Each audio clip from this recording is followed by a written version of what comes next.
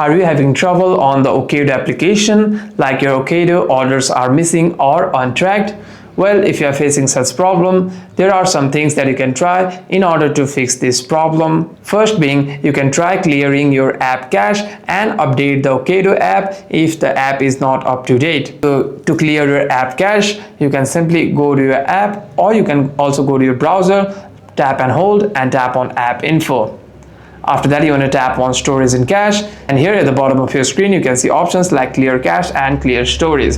You can simply clear those up over here and reopen the app and check your orders again. However, if it's an internet issue, you want to swipe down from your control center and simply tap on Wi-Fi to turn it on and make sure it's connected to a secure network.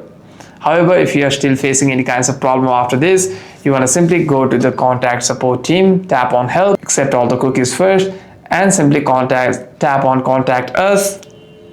By doing so, you'll be able to see all the contact us option over here, and you want to clarify your question on the email. However, if this doesn't work out either, and if you are constantly missing your order, you want to simply cancel all the orders and make your orders again. Hope this video was helpful, and if you have any further questions, make sure to leave a comment down below.